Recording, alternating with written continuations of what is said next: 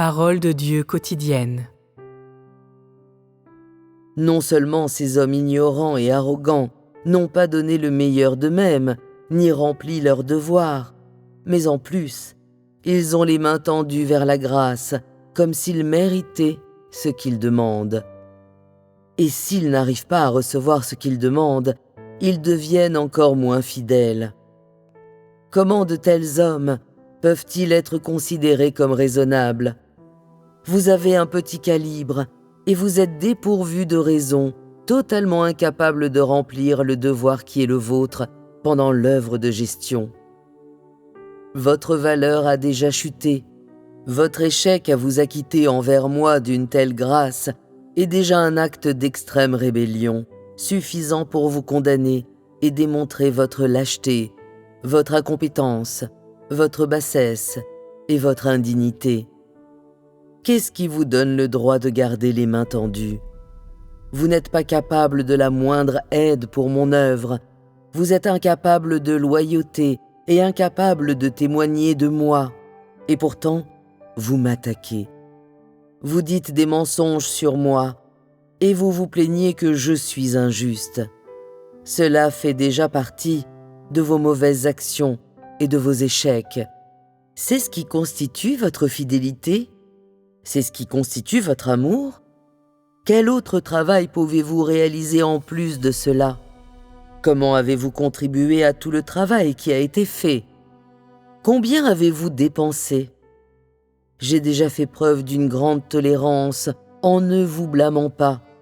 Pourtant, vous continuez à me présenter des excuses sans vergogne et vous vous plaignez de moi en privé.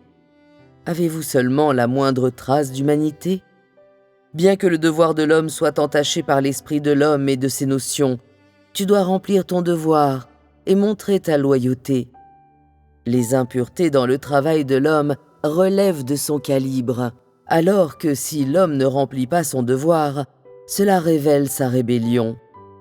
Il n'y a pas de corrélation entre le devoir de l'homme et le fait qu'il soit béni ou maudit. Le devoir est ce que l'homme doit accomplir.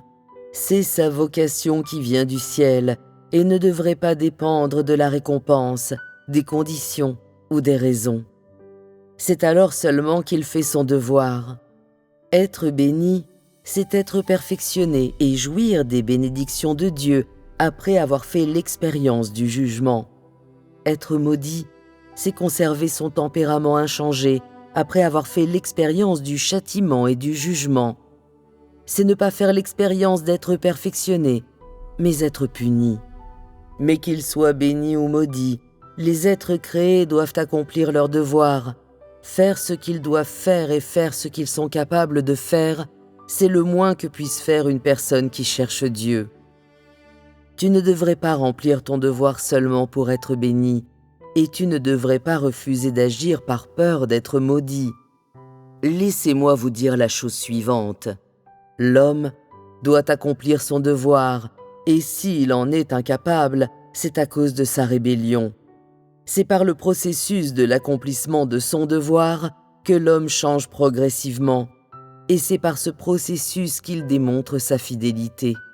Ainsi, plus tu es capable de remplir ton devoir, plus tu recevras de vérité, et plus ton expression deviendra réelle.